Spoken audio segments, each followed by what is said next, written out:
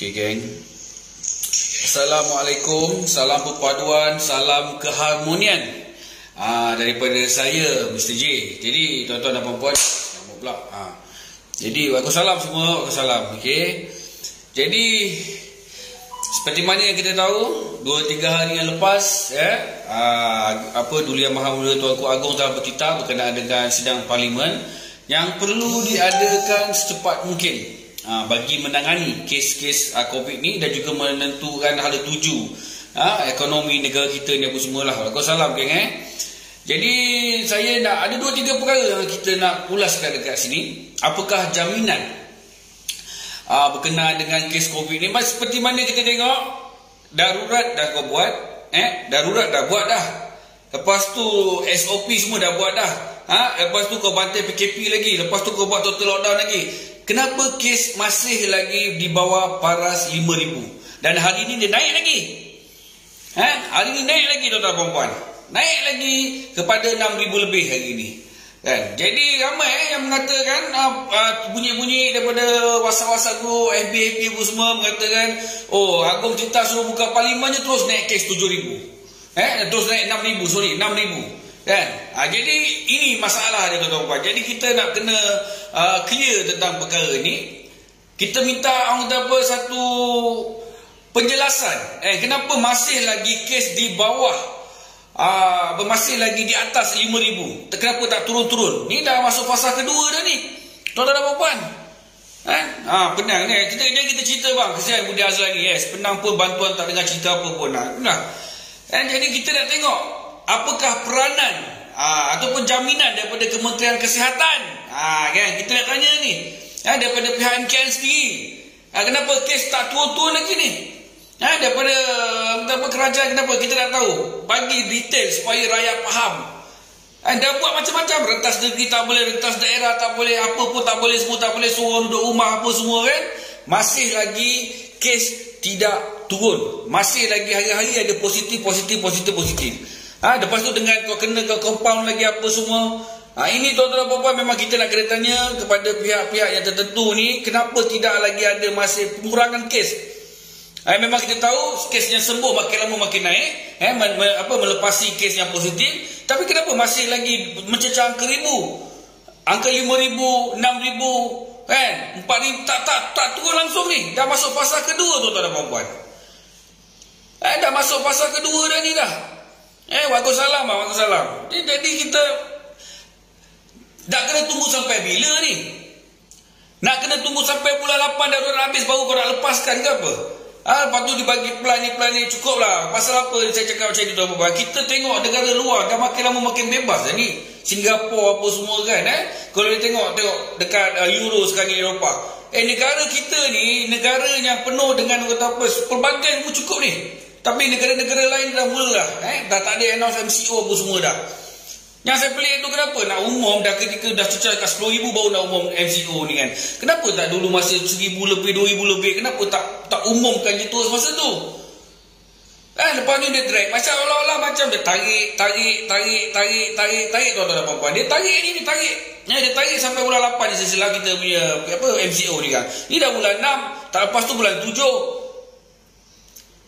Lepas tu saya bercakap ni bukan pasal apa, bukan pasal saya ni nak jadi tidak. Kita rasa tertekan sebenarnya. Dengan banyak macam kes lagi tuan-tuan puan, kes yang bunuh diri kerana tak boleh nak survive lagi, fikir masalah. Apa Menteri Undang-Undang kena panggil polis. Inilah. Itu menteri tu biar dia biar tuan-tuan puan. Tak boleh komen menteri dia berlebih. Kan menteri berlebih kan, handphone saya kena rampas lagi. Ini tak boleh. Inilah diorang ni, bila kita bersuara sikit je buat laporan. Inilah dia tuan-tuan puan. Kita nak bersuara, ni hak kita sebagai rakyat. Dulu pandai kau nafikan. Oh sekarang bila kena tambatan hidung sendiri, kau nak sekat suara rakyat, kau nak sekat suara orang nak bercakap. Lepas ni kau boleh jangan kau adakan media sosial ni apa semua. Oh kalau ada orang yang menyebarkan fitnah, yang menyebarkan berita-berita palsu, yang menyebarkan setiap perkauman apa semua ni yang boleh menggugat keharmonian perpaduan, tak naklah kau orang pergi sekat ke tangkap ke apa ke. Bila orang bercerita tentang kebenaran, tentang fakta, yang itu yang rasa menggugat keadaan korang, yang itu kau tangkap dulu, yang itu kau matikan dulu. Kan? Kita bercerita tuan-tuan, kita mengharapkan satu perubahan. Daripada hari sebelum hari raya, sebelum bulan puasa dah disekat, jangan rentas negeri. Kita ikut rentas negeri, jangan tadi tak ikut. Lepas tu masuk bulan raya, jangan ziarah. Memang ada yang terlepas 2-3 orang, kita tak nafikan yang degil. Tapi bukanlah itu alasan kau nak kata ini kluster ketika orang pergi bazar Ramadan, kluster ketika orang pergi menziarah apa semua kan. Habis yang saya nak cerita kluster-kluster yang kilang-kilang ni buka macam mana? Kan? Kluster-kluster yang kilang-kilang yang saya dapat tahu tadi, ada orang telefon saya bagi tahu, kilang tu masih beroperasi lagi. Mereka tak boleh bersuara, kalau bersuara nanti diorang hilang kerja. Tapi kilang tu masih ramai positif, dah buat report pun masih datang lagi. Kenapa tuan-tuan puan? Pun banyak lagi. Kenapa kau tak cakap kluster tempat kerja, kluster kilang ke apa? Lepas tu kau salahkan rakyat. Kau jumpa rakyat, kau saman. Lepas tu dia jadi mangsa pun kau rasa terpaksa ikut arahan, saman. Dah lah orang rakyat tengah tertekan dengan kerja tak ada, ekonomi tengah merudum. Lepas tu kau suruh pula, kau saman rakyat, rakyat pula nak kena bayar saman pula. Yang korang sedap je dekat atas. Ni satu lagi ni masalah dia tuan-tuan. Sekarang satu saya cakap masalah kita adalah ahli politik sekarang ni. Ahli politik ni. Ahli politik sekarang ni, ahli parlimen sekarang ni, yang mana bila dengar je Agong bertitah macam tu, masing-masing fikir dah. Okey, yang ini kita akan standby, kita akan ni buat ni SD sign, tak percaya sign apa semua. Ini semua menyusahkan. Ya tuan-tuan, sepatutnya korang ahli parlimen yang bijak pandai. Itu pasal ada yang dah tua-tua yang dalam ahli parlimen ni, yang dah tua-tua tu berhenti je lah, lepaskan jawatan bagi pada mereka yang otak tengah fresh. Jangan sekat. Jangan sekat, bagi pada mereka yang fresh ni. Jadi bila orang-orang yang dah berumur ni fikir benda-benda yang sama saja, tak ada penyelesaian. Kita banyak profesor, kita banyak orang yang bidang-bidang akademik apa, pilih saja supaya benda tu nampak materialistik, nampak sensitif sikit, materialistik pula. Ini besok sidang parlimen berat dah. Kita mengharapkan sidang parlimen dibuka, rakyat minta sidang parlimen dibuka supaya ada penyelesaian untuk bantu kepada rakyat, kebajikan rakyat. Bukan besok buka, undi tak percaya, Tan Sri Muhyiddin Yassin kena letak jawatan, tukar kerajaan. Kita bukan nak tu sebenarnya motif utama tuan-tuan. Kita nak perubahan berkenaan dengan apa yang berlaku sekarang. Kita nak satu jaminan bahawanya selepas parlimen tu bersidang, kita nak satu jaminan bahawa akan ada satu lagi yang kita berbeban untuk menjaga kebajikan rakyat. Kebajikan rakyat tuan-tuan. Itu yang kita nak. Bukan besok bersidang tak sama-sama bersidang. Nak tukar parlimen, nak tukar kerajaan. Kita bukan pasal kisah sangat kerajaan, tidak. Kita nak kerajaan ni jaga rakyat. Siapa pun jadi kerajaan, siapa pun yang memimpin negara, yang penting kau kena jaga rakyat. Itu yang kita orang nak. Itu yang kita orang nak. Tuan-tuan dan puan-puan. Terserik pula nasi ayam jadi.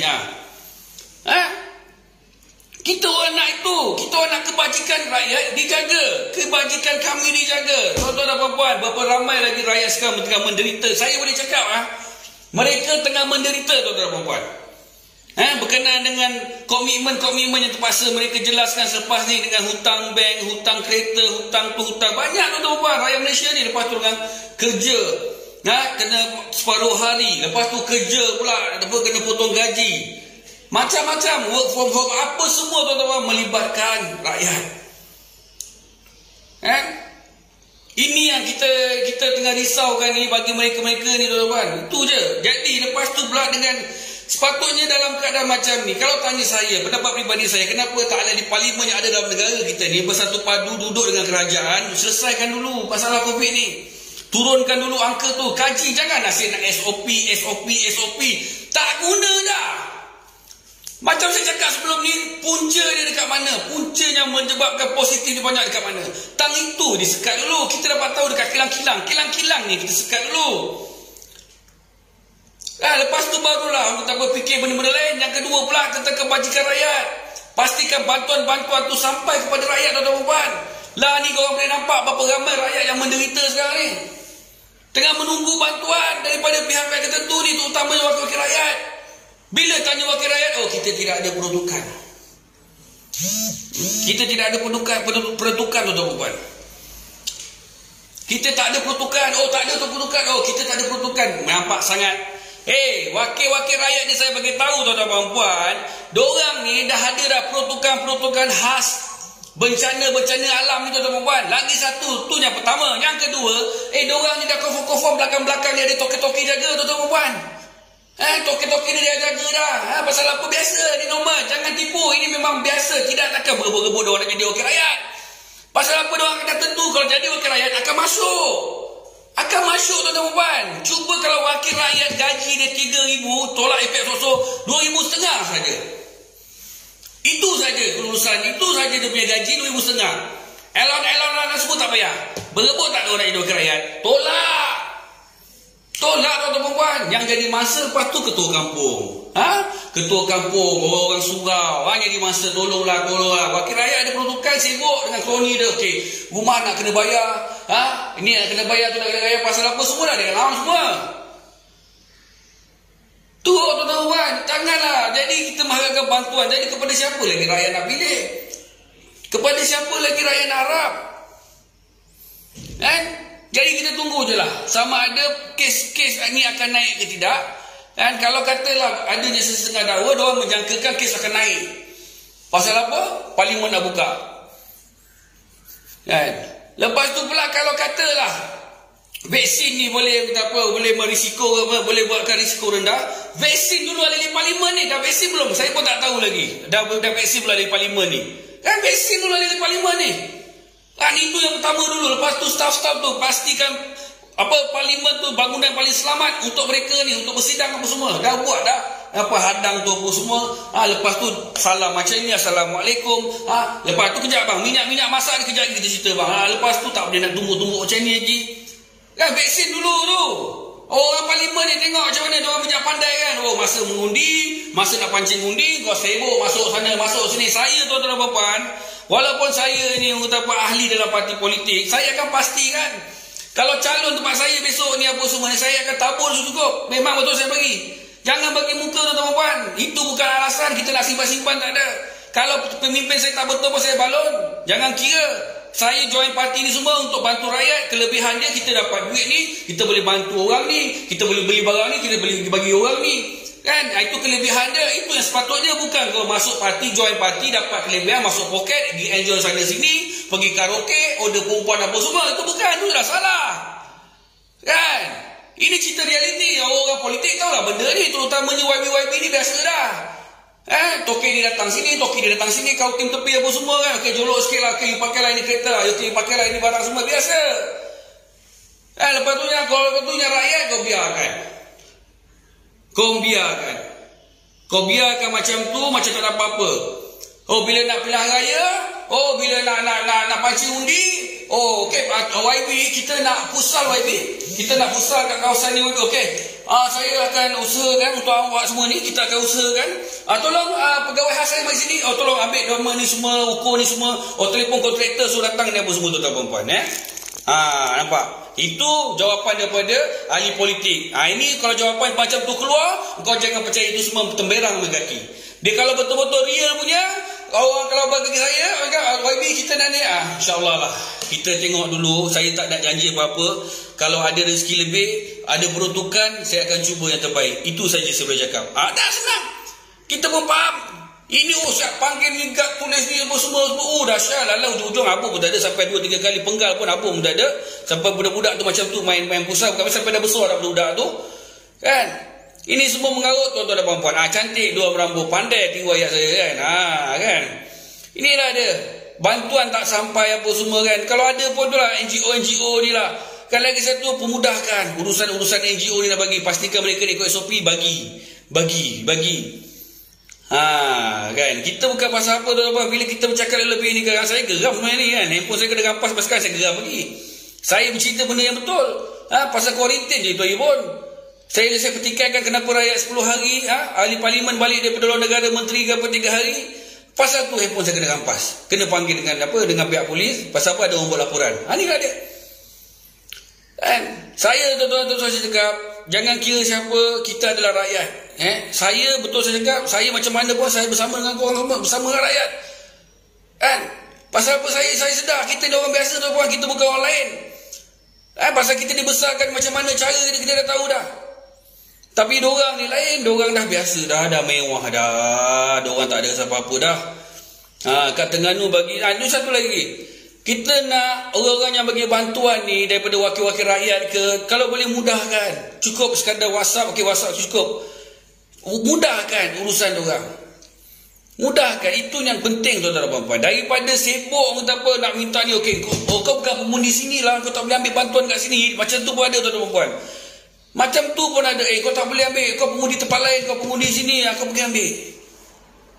Ini dah mengarut tuan-tuan dan puan-puan. Mengarut. Sepatutnya mereka ni lebih dah boleh fikir dah. Rakyat tengah susah dalam keadaan macam ni. Pandemik ni, dah tahu kerajaan dah umumkan total lockdown. Dah umumkan dah. Jadi ada macam contoh saya bagi tahu pusat-pusat pelancongan.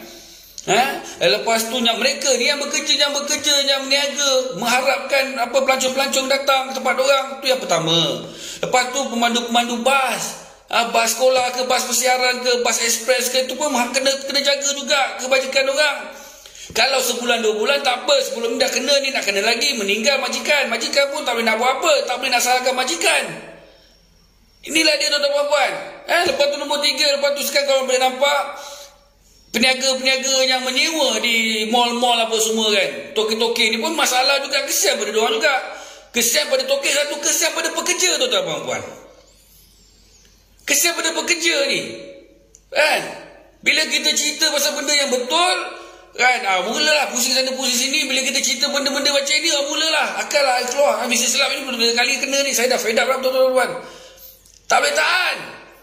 Kesian ada tu, saya jumpa 2-3 saya dengan kami. Saya susah cakap, saya bersama dengan pemuda UMNO Kota Raja. Kita memang ada salurkan bantuan. Dan saya berjumpa macam-macam orang. Kan, bukan sahaja tuan-tuan puan, bukan sahaja mereka yang betul-betul susah sebelum ni, tapi mereka yang sekarang sebelum ni adalah boleh hidup dan terpaksa menanggung. Kenapa? Tak ada gaji, kereta nak kena bayar, rumah nak kena bayar, hutang ni nak kena bayar. Orang tak boleh nak survive apa dah. Jadi mintalah sedikit orang kata bantuan makanan ni, bakul makanan asas ni dapat meringankan sikit beban orang. Lepas tu dengan kita mengharapkan lagi dengan Aisina, Ailestari tu dah habis dah. Datuk dengan vaksin ni, abang driver Datuk cakap tak vaksin lagi. Itulah dengan vaksin lagi. Jadi berkenaan dengan vaksin ni saya sentuh sikit. Kita mengharapkan satu penyelesaian cepat daripada pihak kerajaan. Dan saya difahamkan 500,000 vaksin telah disumbang oleh kerajaan China. Lepas tu daripada Jepun pun ada juga dihantar. Tak apa, berkenaan dengan ceroboh-ceroboh tu belakang kira. Tapi yang penting ini kena jaga dulu. Dia nak bagi kita ambil, tak ada masalah. Lepas tu pula ada bantuan-bantuan luar nak bagi, ambil saja. Jangan kira pasal apa sekarang memang terhad. Rakyat perlukan vaksin, bagi semua. Mudahkan lagi tuan-tuan puan.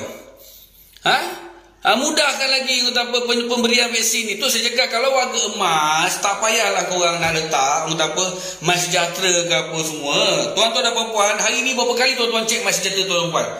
Kalau setakat pergi untuk check in saja, untuk check in, ada tak tuan-tuan pergi dekat sini? Saya sendiri pun tak tahu macam mana pergi. Pergi ke sini, kejap, saya close. Kan? Saya sendiri pun nak tengok. Ini pun baru hari ni saya tengok. Kan kita sendiri pun lupa. Nampak? Kita sendiri pun lupa. Saya sendiri pun belum dapat lagi apa-apa. Kita sendiri boleh, ini kan warga emas. Mereka ni lagi yang leka. Jadi pendapat saya, bawa saja warga-warga emas ni yang ada IC, cukup dia punya syarat 60 tahun, bagi sekarang, suntik terus, register kasih okey, suntik terus, tak payah nak tunggu. Utamakan mereka yang berisiko tinggi ini dulu. Kan? Utamakan mereka yang berisiko tinggi dulu, jangan kira siapa. Jadi sekarang ni boleh nampak, masing-masing dah sibuk dengan vaksin. Kita nak mintanya, macam abang ni Azman nak buat, jadikan sekolah pusat vaksin, buat sekolah besar, buat apa, time raya pandai pula. Betul, satu pandangan ataupun cadangan yang bagus. Dah vaksin tu letak kat semua sekolah ni, setiap kawasan. Kurang-kurang tak adalah sesak sangat kawasan-kawasan tertentu ni. Kan itu lagi bagus tuan-tuan dan puan. Jadi dalam keadaan macam ni, kita perlukan vaksin, perlukan bantuan. Banyak benda nak kena fikir. Tapi dalam keadaan sekarang ni, ada ahli parlimen yang mana sepatutnya ke depan menyuarakan pendapat, menyuarakan pandangan, mereka hilang. Tapi bila tuanku panggil hari itu, berkerumuan semua turun, keluar, meeting dulu. Okey, kita macam ni, besok parlimen buka, kita kena cakap macam ni. Pasal rakyat tak ada pun. Atas alasan lepas tu, kita kena ubah kerajaan lah. Kalau nak bantu rakyat, macam tu pula. Bila dah dapat jadi kerajaan, lain pula jadi. Ini biasa. Dia senang. Kalau saya dua-dua saya bagi, tak ada kira punya. Kerajaan macam ni, yang pembangkang macam ni boleh sama, lebih kurang sama tuan-tuan. Yang jadi mangsa rakyat. Susah kita nak jumpa orang kata apa, mereka yang betul-betul berkhidmat untuk rakyat, yang mementingkan rakyat. Susah. Cakap boleh lah. Mula kita akan berjuang. Boleh nampak tuan-tuan dan puan-puan, dalam parlimen sebelum ini, saya cerita, saya ingatkan tuan-tuan dan puan. Kalau tuan-tuan boleh nampak dalam parlimen menjerit-jerit, berkokok-kokok sampai nak bergaduh dengan orang semua, memperjuangkan bahas tak apa-apa, mengarut dah apa semua. Lala sekarang ni semua senyap. Mana suara orang-orang ni yang menjerit dalam parlimen tu, mana tuan-tuan dan puan? Tuan-tuan boleh nampak. Menjerit-jerit, macam ni lah, apalah kau ni lah, ajak gaduh lah, apa semua keluar. Sekarang semua membisu. Tak nampak apa pun. Tuan-tuan boleh nilai kan? Ahli-ahli parlimen mana pergi? Tuan-tuan lihat sendiri, ahli-ahli parlimen kawasan tuan-tuan dan puan-puan. Kalau yang bagus tu baguslah, nasib lah kalau tuan-tuan dapat yang bertanggungjawab. Kalau kena dapat yang kaki skamer, besok masa nak mengundi, dia datang kedai-kedai ke rumah-rumah tuan-tuan, dia halaukan saja tuan-tuan dan puan. Halau saja. Lepas tu kita nak kira pasal penjaja-penjaja, peniaga-peniaga kecil tepi-tepi jalan ni. Saya tengok banyak dah sekarang ni, alhamdulillah. Banyak peniaga-peniaga tempatan ni yang kata apa, meniaga baguslah, bantu diorang sikit kan. Kalau korang rajin, beli je lah, tak apa. Satu lagi kita minta pada PBT, jangan ganggu peniaga-peniaga tempatan ni selagi mereka ni tak berniaga membahayakan orang lain. Kalau diorang berniaga tepi jalan tu, tengoklah. Kalau ramai orang biarkan, jangan diganggu. Walaupun orang tak ada lesen ke apa, biar. Dalam keadaan ni kena survive. Jangan ganggu tuan-tuan, biarkan. Tolong, pada PBT ni semua, janganlah besok tiba-tiba orang nampak ni nak buat tunjuk hero lah apa semua kan. Korang semua ada gaji. Cukup bulan, cukup tahun kau dapat bonus. Diorang tak ada apa, diorang mengharapkan ni je. Kawan saya pilot sekarang jual takoyaki. Jangan main-main tau. Tiba-tiba duduk atas awan, sekarang duduk kat bawah, niaga takoyaki. Kerana apa? Tidak ada kerja. Terpaksa kapal terbang tak boleh nak bawa pergi mana pun tak tahu. Dah duduk dalam niaga takoyaki. Kawan saya ni cerita betul, pasal saya bercakap pasal kawan saya, tak ada hal. Tali terpulang tuan-tuan dan puan-puan. Kita harap yang terbaik. Kalau katalah persidangan parlimen dibuka, kita nak tengok apa dari parlimen ni buat besok. Jangan buka je hari-hari dah bergaduh, pumpa. Tapi berkenaan kita orang ni, kebajikan rakyat tak mana pergi ni? Mana pergi tuan-tuan dan puan? Mana? Kita nak satu perubahan berkenaan dengan kita. Kita pergi pasal kita je. Kita nak kita je. Diorang ada duit. Ahli parlimen semua kaya-kaya tuan-tuan puan. Jangan takut, jangan menipulah. Diorang kata diorang tak ada duit. Allowance diorang kena bayar. Ada allowance rumah, allowance kereta. Apa allowance yang tak ada? Cuba cakap. Apa allowance yang tak ada tuan-tuan puan? Allowance keluar negara pun ada. Allowance ke sana ke sini pun ada. Semua ada allowance. Banyak duit tuan-tuan puan. Kalau kata sekat gaji basic berapa je, tak usik. Allowance tuan-tuan puan. Pasal tu berebut nak jadi ahli parlimen. Pasal tu berebut nak jadi calon. Itu pasal dah buat-buat tiba-tiba tak jadi calon, bergaduh, keluar parti, burukkan orang ni, burukkan orang ni. Ini biasa. Ini satu penyakit lagi tuan-tuan puan. Berkata nak berkhidmat untuk rakyat, lepas tu tak dapat jadi calon, dah kau huru-harakan parti ni, kau cakap orang ni macam ni lah apa semua. Waalaikumsalam. Inilah dia perkara yang biasa dalam negara kita ni. Tapi bekerjalah untuk rakyat. Tu saya cakap, apakah jaminan kes COVID tidak naik sekiranya parlimen ni bersidang? Ini masalah tuan-tuan dan puan. Kita minta yang terbaik untuk rakyat. Masa mula-mula kau dapat jadi kerajaan, kau punya syahdu, kau punya janji, kau punya padu, cantik, elok kontrol. Dah jadi kerajaan, apabila rasa tergugat, mulalah macam-macam. Tapi diorang dah makan Maggi. Tu kau wayang lagi kau makan Maggi apa semua. Aduh, baik. KWSP ni susah sikit tuan-tuan dan puan. Untuk dapat kali kedua, memang betul kita tak nafikan, memang akan masalah sikit. Pasal ialah kita pun faham dengan keadaan negara kita sekarang ni, Pelabur pun dah tak berani nak masuk, takut nak melabur. Ada pelabur-pelabur pun dah lari keluar. Boleh nampak? Semua dah lari keluar. Semua dah lari keluar, tuan-tuan dan puan. Pasal apa? Tak yakin. Tang mananya Azmin Ali kata kerajaan kita ni ekonomi stabil? Tang mana? Itu dah satu masalah. Dan satu berkenaan dengan pihak-pihak yang sepatutnya memantau harga-harga barang. Korang ada ingat hari ni Jumaat hari ni Jumaat, harga minyak korang dah cek belum? Harga minyak petrol berapa lama dah tak turun, berapa lama dah tak naik? Kena faham ni. Sekarang masih lagi diparas atas RM2. Ini nak kena fikir. Harga petrol ni kan, ini masalah kan ni. Makin lama kita diam, tiba-tiba macam tak ada apa-apa je. Tahu-tahu barang naik je dekat pasar raya. Gunakan benda ni. Terpulang, tuan-tuan dan puan-puan. Kita kena desak supaya jangan. Kalau kata dulu ekonomi negara kita ni tengah down, maka negara luar pun mesti down je. Tapi kenapa negara luar elok je? Kenapa pula kat sini pula down? Mesti dia tak kena, tuan-tuan dan puan. Mesti dia tak kena. Sama ada itulah.